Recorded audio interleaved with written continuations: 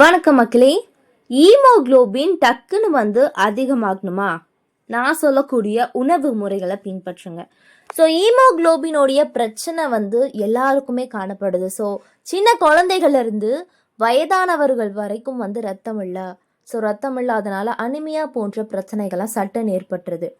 அதனால நான் இந்த ஒரு பதிவில் சொல்லக்கூடிய இந்த ஆரோக்கியமான தகவல்களை நீங்கள் கண்டிப்பாக பின்பற்றினா உங்களுடைய ஈமோகுளோபினுடைய லெவல் கரெக்ட் ஆயிரும் அப்படின்னு சொல்கிறாங்க. சரி, அது என்னென்ன, எப்படி அதை பண்ணுறது அப்படின்றத இந்த ஒரு பதிவில் பார்க்கலாம். நம்மளுடைய சேனலை நீங்கள் இப்போ தான் ஃபஸ்ட் டைம் பார்க்குறீங்க அப்படின்னு சொன்னால் மறக்காமல் சப்ஸ்கிரைப் பண்ணிவிட்டு சைடில் இருக்கக்கூடிய பெல் பட்டனை கிளிக் பண்ணி ஆல் அப்படின்ற ஆப்ஷனை செட் பண்ணி வச்சுக்கிட்டீங்க அப்படின்னா நான் போடக்கூடிய தகவல்கள், அற்புதமான விஷயங்கள் உங்களுக்கு நோட்டிஃபிகேஷனோட அடிக்கடி வந்துடும். இப்போ நம்ம பதிவுக்குள்ளே போயிடலாம். உடல் சுறுசுறுப்பு இல்லை, சோர்வு அதிகமாக இருக்குது, நடக்க முடியல, அன்றாட வேலைகளை செய்வது கூட சிரமமா இருக்கு என்றால் உடல்ல ஈமோகுளோபினோடைய அளவு குறைந்திருக்கலாம். அதை அதிகரிக்க உதவக்கூடிய உணவுகள் என்னென்ன அப்படின்றத நம்ம இப்ப பார்த்து தெரிஞ்சுக்கலாம். இரத்த சிவப்பணுக்கள் தாங்க உடல் முழுவதும் ஆக்சிஜனை கொண்டு செல்லக்கூடிய வேலையை செய்யுது. இவை திறம்பட செயலாற்றினால்தான் உடல்ல சுறுசுறுப்பா இருக்க முடியும். எந்த ஒரு வேலையும் நம்மளால ஆக்டிவா செய்ய முடியும். அதற்கு இரத்த சிவப்பணுக்களில் உள்ள புரதத்தை குறையாம பார்த்து கொள்ள வேண்டும் அப்படின்னு சொல்றாங்க.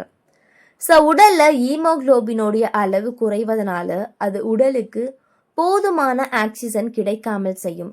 இந்த நிலையில அதிக சோர்வும் பலவீனமும் எதிர்கொள்ள நேரிடலாம். இந்த நிலையில மருத்துவ சிகிச்சையும் ஈமோகுளோபினை அதிகரிக்க செய்யக்கூடிய உணவுகளையும் பத்தி தான் நம்ம தெரிஞ்சுக்க போறோம். ஸோ அதனால தான் சொல்றேன், இந்த ஒரு பதிவை நீங்க கண்டிப்பா ஸ்கிப் பண்ணாமல் பார்த்து முடிச்சிருங்க. ஸோ ஃபஸ்ட்டு அனிமியா அப்படின்னா என்ன? ஸோ அனிமியான்றது ஏன் ஏற்படுது அப்படின்றது நீங்கள் கண்டிப்பாக தெரிஞ்சுக்கணும் மக்களே. ஸோ ரத்தத்தில் போதிய அளவு சிவப்பணுக்கள் இல்லை என்பதன் அறிகுறி தான் இந்த அனிமியா. ஸோ அனிமியா அப்படின்றது இரத்த சோகை அறிகுறிகள் மூலம் கண்டறிந்து விடலாம். உடல் சோர்த்து விடும். ஸோ வறட்சியாக உணர்வோம், தோல் எல்லாம் சுருங்கி போயிடும். ஸோ மூச்சு விடுவது கூட நமக்கு சிரமமாக இருக்கலாம் அப்படின்னு சொல்கிறாங்க. அதுக்கப்புறம் அன்றாட வேலைகளில் கவனம் செலுத்தக்கூட நமக்கு முடியாது. ஸோ ரொம்ப டயர்டாக ஃபீல் பண்ணுவோம். எந்த ஒரு ஒர்க் எடுத்தாலும் நமக்கு ரொம்ப டயர்டாகவும் நம்மளால் அதில் கான்சென்ட்ரேஷனே பண்ண முடியாது அப்படின்னு சொல்கிறாங்க. ஸோ இதற்கு காரணம் என்ன அப்படின்னா, நாம் சாப்பிடக்கூடிய அந்த உணவுகளாக இருக்கலாம்.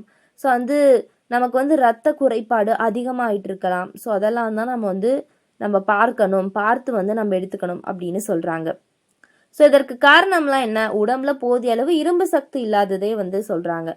ஸோ இதை இயற்கையான ஒரு உணவுகள் மூலம் அதிகரிக்கலாம். ஸோ முதல் விஷயம் என்ன சொல்றாங்கன்னா, தினசரி கீரைகளை அதிக அளவில் எடுத்துக்கிட்டோம் அப்படின்னு சொன்னா உங்களுடைய உடல்ல இரும்பு சத்தும் பொட்டாசியமும் வைட்டமின் கே, வைட்டமின் பி ஆகியவை கண்டிப்பா அதிகரிக்கும். இது இரும்பு சக்தி அதிகரிக்கும், வைட்டமின் சியையும் கொடுக்கும் அப்படின்னு சொல்றாங்க. ஸோ நோய் எதிர்ப்பு சக்தியையும் இது அதிகரிக்க உதவும் என்பது தான் ஒரு முக்கியமான ஒரு விஷயமா சொல்கிறாங்க. எனவே தினமும் ஒரு கீரை பொரியலாகவோ கூட்டாகவோ குழம்பாகவும் எடுக்கலாம் அப்படின்னு சொல்கிறாங்க. ஸோ கீரைகளில் முருங்கைக்கீரை, சிறுகீரை, அதுக்கப்புறம் நிறைய கீரைகள் இருக்குது. இந்த கீரைகள் எல்லாம் நீங்கள் எடுத்துக்கிட்டாலே போதும் அப்படின்னு சொல்கிறாங்க. வெந்தயக்கீரை பார்த்துருக்கீங்களா? சின்ன சின்னதாக இருக்கும்.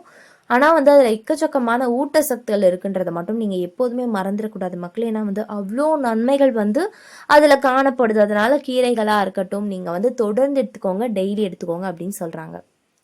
ஸோ அடுத்த விஷயம் என்ன கேட்டிங்கன்னா, நான்வெஜ்லாம் பிடிக்கிறவங்க கண்டிப்பாக சாப்பிட்டுக்கணுங்க. இறைச்சியில் அதிக அளவில் சக்திகள் இருக்குங்க. குறிப்பாக ஈரல், சிறுநீரகம், அதுக்கப்புறம் மூளை, இதயம் ஆகியவை வைட்டமின் பி, வைட்டமின் சி இது மாதிரியான நிறைய விஷயங்களை கொண்டு இருக்கு அப்படின்னு சொல்றாங்க. ஸோ இதில் போதுமான அளவு இரும்பு சத்தும் அதிகமாக இருக்கு, குறைந்த அளவில் நார் சத்தும் இருக்கு. இது அனிமியாவை குணப்படுத்த ரொம்ப பயன்படுது அப்படின்னு சொல்றாங்க. ஸோ நம்ம இந்த சிக்கன்லாம் தவிர்த்துட்டு ஆட்டு ஈரல், ஆட்டு ரத்தம், அதுக்கப்புறம் ஆட்டோடைய மூளை, ஆட்டுக்காலை சூப் வச்சு குடிக்கிறது, இந்த மாதிரி இந்த மட்டனில் எக்கச்சக்கமான ஊட்டச்சத்துகள் இருக்குது. ஸோ ஒரு சிலருக்கு மீட் பிடிக்கும். ஸோ கண்டிப்பாக நீங்கள் பிடிக்கிறவங்க கண்டிப்பாக எடுத்துக்கணும். பிடிக்காதவர்கள் ஸோ அதுக்கான ஒரு ஆல்டர்னேட்டிவான ஒரு விஷயம் சொல்லணும் அப்படின்னா அதுதான் பீன்ஸ் வகைகளை சொல்கிறாங்க. ஸோ பீன்ஸ் வகைகள் அனைத்தும் நமக்கு நல்லது தான். இந்த பீன்ஸ் வகைகளில் எக்கச்சக்கமான சத்துகள். ஸோ வந்து நம்ம நான்வெஜ்ஜில் எவ்வளோ இருக்கோ அதே வந்து சத்துகள் இதுலேயும் காணப்படுது அப்படின்னு தான் சொல்லுவாங்க. பீன்ஸ் வகைகள் அனைத்தும் சோயா பீன்ஸ் உள்ளிட்டவை மிக மிக அற்புதமான மருத்துவ குணம் கொண்ட உணவுகள். அதில் நிறைய சத்துகள் உள்ளன. குறிப்பாக வந்து மெக்னீசியம், பொட்டாசியம் ஆகியவை அதிகமாக இருக்குது. நமது உடலுக்கு தேவையான இரும்பு சக்தியும் இவை தருகிறது அப்படின்னு சொல்கிறாங்க. ஸோ பீன்ஸ் வகைகளை அடிக்கடி உணவில் சேர்த்து வர வேண்டும். ஸோ அசைவம் சேர்க்காதவர்கள், நான் சொன்னல நான்வெஜ் பிடிக்காது அப்படின்றவங்க கண்டிப்பாக ஒரு முழுமையான ஒரு சத்தை வந்து இந்த பீன்ஸ் வகைகள் மூலம் கண்டிப்பாக நீங்கள் பெற்றரலாம் அப்படின்னு சொல்கிறாங்க. ஸோ பச்சை பீன்ஸாக இருக்கட்டும், காராமணி, இல்லைனா வந்து கிட்னி பீன்ஸு, இந்த மாதிரி நிறைய பீன்ஸ் வகைகள் இருக்கும். ஸோ பச்சை பீன்ஸ்லேயே வந்து அவ்வளோ ஊட்டச்சத்துகள் இருக்குது. ஸோ நீங்கள் அதை மறக்காமல் எடுத்துக்கிறது ரொம்பவே நல்லது அப்படின்னு சொல்கிறாங்க. அதனால பீன்ஸ் வகைகளை நீங்கள் தேடி தேடி கண்டிப்பாக எடுத்துக்கணும். ஸோ அடுத்த விஷயம் என்ன கேட்டிங்கன்னா, உலர் பருப்புகள். ஸோ உலர் பருப்புகள் அப்படின்னா உங்களுக்கு என்ன ஞாபகம் வரும்? பாதாம், பிஸ்தா, இந்த மாதிரி கொட்டைகள், பேரிச்சம்பழம், உலர் திராட்சை, வால்நட், பாதாம் போன்ற பருப்புகள் உடலுக்கு தேவையான கால்சியம், இரும்பு, மெக்னீசியம் ஆகிய சக்திகளை வந்து பார்த்தீங்கன்னா கொடுக்க உதவுகிறது அப்படின்னு சொல்கிறாங்க. இவை உடல்ல நோய் எதிர்ப்பு சக்தியையும் அதிகரிக்கும், அனிமியாவையும் போக்கிடும். ஸோ ஈமோகுளோபினை அதிகரிக்கக்கூடிய ஒரு முக்கியமான விஷயமா இருக்கு. தினமும் 4 பாதாமை ஊற வைத்து தோல் உரித்து எடுக்கலாம். வால்நட், உலர் திராட்சை, பேரிச்சம்பழம் அனைத்தையும் சேர்த்து பொடியாக்கி பாலில் கலந்து குடித்து வரலாம். வேகமாக ரத்த சோகை பிரச்சனையை கட்டுக்குள் கொண்டு வர முடியும் அப்படின்னு சொல்கிறாங்க. ஏன்னா இந்த பேரிச்சம்பழத்துலலாம் நிறையவே ஊட்டச்சத்துகள் இருக்குது. ஸோ கண்டிப்பாக நீங்கள் தொடர்ந்து எடுத்துக்கணும் அப்படின்னு சொல்கிறாங்க. ஸோ அதுக்கப்புறம் என்ன அப்படின்னு கேட்டிங்கன்னா, பூசணி, எள்ளு போன்ற விதைகளிலும் வந்து இரும்பு சக்தி இருக்குது. மேலும் வந்து புரோட்டீன், நார் சத்து, அதுக்கப்புறம் வந்து பார்த்தீங்கன்னா நிறையவே வந்து ஜிங்கு, செலினியம் இதெல்லாம் இருக்குது அப்படின்னு சொல்கிறாங்க.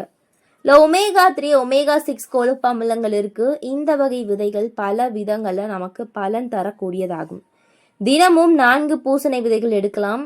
எள்ளு கேக், எள்ளு பொடி, எள்ளு துவையல், எள்ளு உருண்டை என்று செய்து சாப்பிடலாம். இவற்றுடன் மற்ற விதைகளையும் சேர்த்து வெல்லம் கலந்து உருண்டை பிடித்து நம்ம தினமும் ஒன்றாக சாப்பிடலாம். நம்ம வந்து பார்த்திங்கன்னா சாலட் மீது நம்ம வந்து போட்டு சாப்பிடலாம் அப்படின்னு சொல்கிறாங்க. அனிமியா போன்ற பிரச்சனைகளை வந்து தடுக்க நான் சொன்ன இந்த விஷயங்கள், பச்சை இலை காய்கறிகளை தொடர்ந்து எடுத்துக்கோங்க. பிராகோலி போன்ற விஷயங்கள் நம்ம எடுத்துக்கிட்டிங்க அப்படின்னா கண்டிப்பாக உங்களுக்கு இந்த அனிமியா பிரச்சனை போயிட்டு நமக்கு ரத்தம் அதிகரிக்க ஆரம்பிச்சிடும். எனவே மக்களே, இது போன்ற தகவல்கள், அற்புதமான விஷயங்களை நீங்கள் தொடர்ந்து கேட்கணும், பார்க்கணும் அப்படின்னு சொன்னால் நம்மளுடைய சேனலை மறக்காமல் சப்ஸ்கிரைப் பண்ணிக்கோங்க. இந்த ஒரு வீடியோ பிடிச்சா லைக் போடுங்க. நன்றி.